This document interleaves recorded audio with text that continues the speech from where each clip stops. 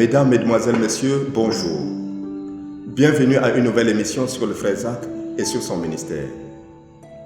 Qui est le professeur Zakaria Tane Fomo? Qui dit-on qu'il est en réalité? Chers téléspectateurs, nous allons cette semaine écouter la sœur Angéline Bakam, une de nos missionnaires au Sénégal. Comment elle a rencontré le frère Zach et qui est le frère Zach selon Angéline Bakam. Que l'Éternel vous bénisse abondamment pendant que vous suivez. Je suis la sœur Angéline Nicole Bakam, l'une des missionnaires numéro 2 basée à Dakar au Sénégal. Qui était le frère Zach pour moi? À cette question, je réponds que le frère Zach pour moi était un homme rempli de la vie de Dieu, un homme rempli de vérité, un homme rempli de sagesse.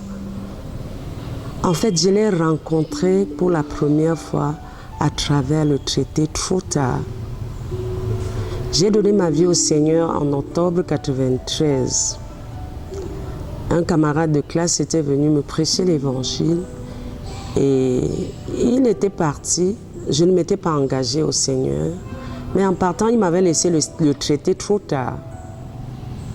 Quand il est parti, 3 jours après, j'étais seule dans ma chambre.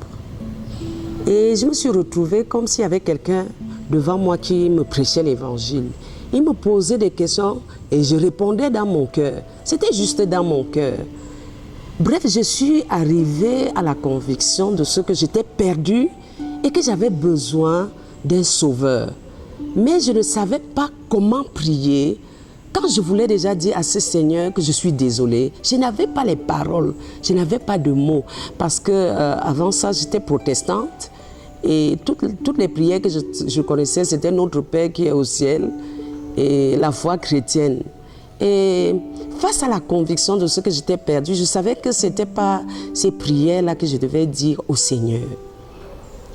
Donc, je suis repartie prendre le traité Trop tard qu'il m'avait laissé. J'ai lu. Et à la fin du traité, le frère Zach expliquait, donc, il disait comment quelqu'un qui veut donner sa vie à Jésus peut prier. C'est à travers cette prière, quand je me suis mise à genoux, c'est cette prière-là que j'ai dite au Seigneur pour lui donner ma vie. J'étais seule. Et quand j'ai fini de me repentir, de donner ma vie au Seigneur ce jour-là, le Seigneur avait rempli mon cœur et ma vie. Et j'avais soif de Dieu. En fait, j'avais dit au Seigneur que s'il veut que je change vraiment, ou bien si je dois être vraiment sauvée, il fallait qu'il me transforme pour que je ne commette plus de péché, parce que je ne voulais pas aller en enfer. Ou bien, s'il ne veut pas changer ma vie, qu'il me pardonne juste et qu'il enlève ma vie. J'étais prête à mourir, pourvu qu'il me pardonne. Donc, quand j'ai fini de me repentir et de donner ma vie au Seigneur Jésus, je voulais tellement lire la Bible, je voulais connaître la volonté de Dieu, ce que Dieu voulait que je fasse pour faire et ce qu'il ne voulait pas que je fasse pour éviter. J'ai juste commencé à fouiller notre maison. Je cherchais là où je pouvais me trouver, ne serait-ce qu'un papier qui parle de Dieu, avec les versets bibliques à l'intérieur. Parce que je n'avais pas de Bible, je n'avais rien. Mais par la grâce de Dieu, j'ai retrouvé un petit livret, l'Évangile selon Saint Luc. Je suis rentrée à l'intérieur de ma chambre. Pour moi, c'était comme un trésor. J'ai lu cela. Et c'est comme si mon âme était étanchée. Mais dans mon désir vraiment de satisfaire le cœur du Seigneur, je voulais retrouver les gens qui ont connu l'expérience que j'avais connue. Dans ma tête, je me disais que les protestants, là, ils avaient cru et tout ça. J'étais partie voir le pasteur pour lui expliquer mon expérience. Curieusement, le pasteur ne comprenait pas de quoi je parlais. Je suis rentrée dans la chorale à l'église protestante. Mais je n'avais pas rencontré, mon âme avait soif de quelque chose que je ne retrouvais pas.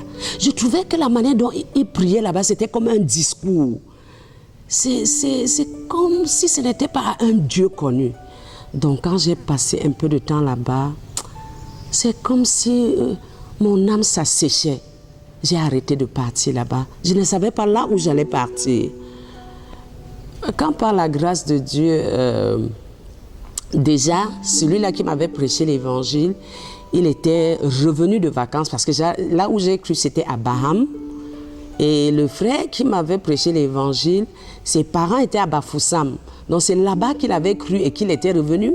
Et c'est de là qu'il était revenu pour me prêcher l'évangile. Donc il a commencé à me donner 2 livres d'autres auteurs. J'ai lu vraiment, je n'avais rien compris. Après, il a commencé à me donner les livres du frère Zach. Donc je ne me rappelle même pas des titres. Quand j'ai lu, c'était rempli de vie, c'était pratique. Ce n'était pas des choses abstraites. C'était des choses qu'on pouvait faire. J'étais heureuse. Une fois de plus, j'ai rencontré le frère Zach à travers les livres. Et je me demandais, où est-ce qu'un jour je peux rencontrer cet homme pratiquement qui peut dire autant de vérité au sujet de ce Jésus qui m'avait comblé. Parce que quand j'ai cru, j'avais soif de Jésus. Quand je marchais même en route, j'entendais une radio publique parler de Jésus. Je m'arrêtais pour écouter ce qu'ils sont en train de dire de mon Seigneur. Donc quand j'ai lu les livres du frère Zach qui parlait de cette manière de Jésus, mon âme était saisie et j'avais envie de le rencontrer même physiquement. Mais déjà au travers des livres, quand je lisais, j'étais remplie de vie. Mon âme, je touchais Dieu. Donc, plus tard, comme il n'y avait pas d'assemblée CMCI à Baham, là où j'avais cru, et celui qui m'avait prêché l'évangile pour la première fois, quand il est donc revenu pour m'inviter, pour la première fois à la CMCI à Bafoussam, quoique j'étais remplie de suspicion, j'étais quand même partie ayant supplié le Seigneur de me faire sortir de là si c'était une secte. Parce que j'avais une peur bleue des sectes. Quand je suis partie pour la première fois, malgré le fait que je suspectais tout, j'étais captivée par la manière dont les gens priaient. Ces gens-là s'adressaient à un Dieu connu. Et quelque chose à l'intérieur de moi disait, oui, amen. Ils connaissent quelque chose du témoin, de ce que toi tu as vécu.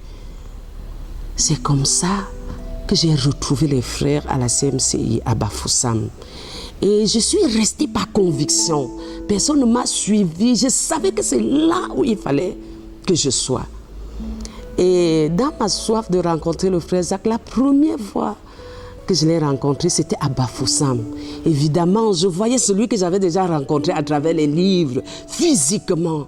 Et mon âme, j'étais juste... Je ne sais pas comment exprimer la bénédiction que je ressentais, mais j'étais tellement heureuse. Plus tard, en 98, parce que j'ai cru en octobre 93, quand, après le mariage, mon mari et moi, nous nous sommes rendus à Yaoundé, nous étions au centre de Colbisson. Là-bas, vraiment, la présence du frère Zach n'était pas tellement ressentie. On partait bien sûr aux enseignements de mardi, mais ce n'était pas suffisant. J'aimais déjà tellement ça, mais pour moi, c'était comme insuffisant. Par la grâce de Dieu, on a rencontré une sœur là-bas, la sœur Gisèle Atouba, qui était au centre de Colbisson avec nous. Et elle partait déjà aux réunions de prière avec le frère Zach. Donc c'est elle qui nous a incités à commencer à partir aux nuits de prière. Nous sommes partis et elle nous a mis en contact avec maman Céline Bidja. C'est comme ça qu'on a commencé donc à aller aux nuits de prière de la conquête du monde à Etouguébé. Par la grâce de Dieu, on n'a même pas mis long à Colbisson. Dieu nous avait bénis donc avec une maison d'habitation à Etouguébé où nous sommes partis nous installer. Vraiment, aller là où le frère Zach enseignait, où il priait, pour moi, c'était aller à la source où je rencontrais la vie.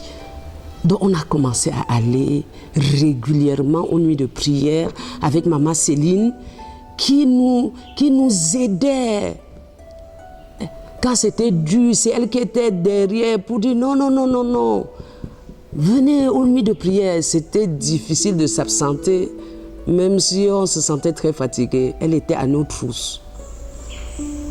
Donc, aux nuits de prière, quand le frère Zach, j'étais heureuse parce qu'il parlait de la conquête du monde, d'aller gagner des nations pour Jésus et beaucoup de choses.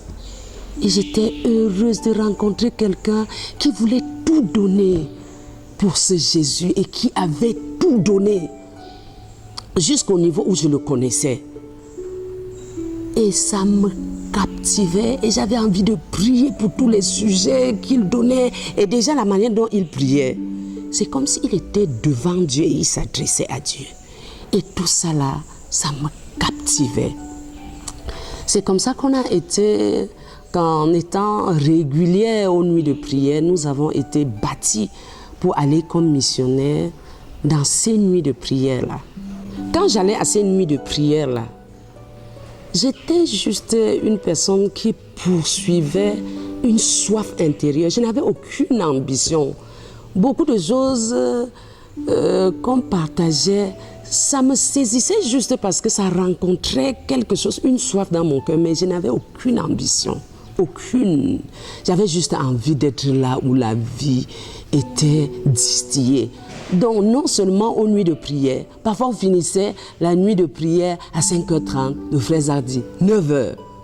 Donc je rentrais, j'apprêtais vite les enfants, j'allais déposer à l'école et je retournais pour la matinée de prière. Et parfois on priait jusqu'à midi ou vers 13h. Donc je poursuivais juste quelque chose, une soif intérieure. J'avais envie d'être là où il est, là où il prie, là où il partage comme son amour pour le Seigneur et son désir de servir le Seigneur. C'est ainsi, à une nuit de prière, il m'avait dit que je m'étais levée pour prier. Il a dit que je vais prier et que je vais diriger les femmes, je vais enseigner aux femmes à prier.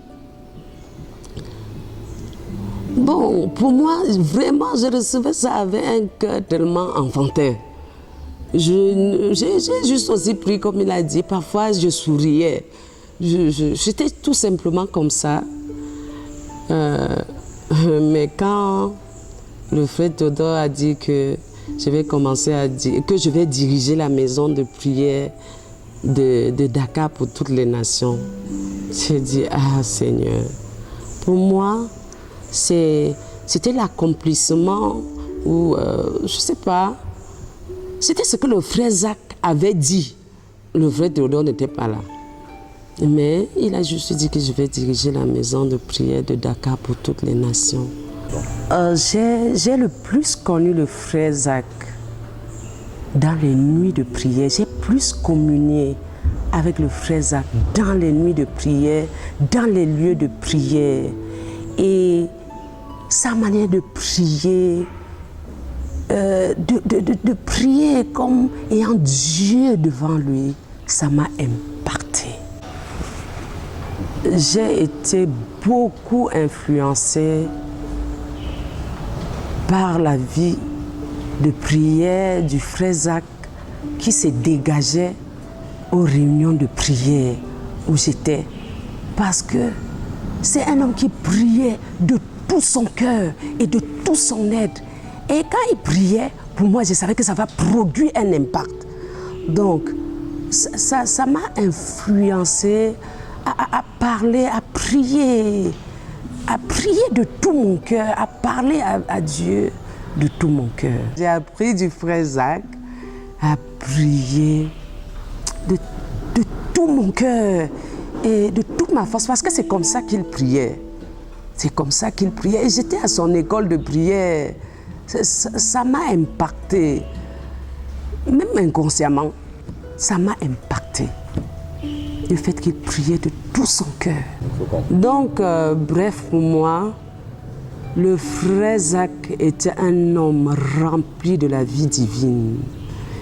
Et il impactait son environnement par la vie.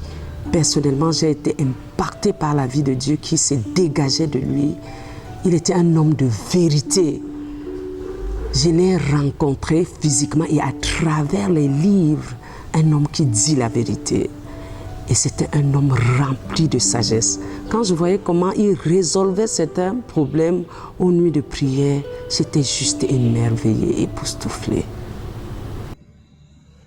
À travers un traité, elle a rencontré le frère Zach. Dans les livres, elle a rencontré le frère Zach. Et plus tard, elle a rencontré le frère Zach physiquement. Et elle est devenue une femme de prière. Chers téléspectateurs, les mêmes traités sont disponibles. La vie du frère Zach est disponible dans les livres. Que l'Éternel vous bénisse abondamment pendant que vous allez à la rencontre du frère Zach.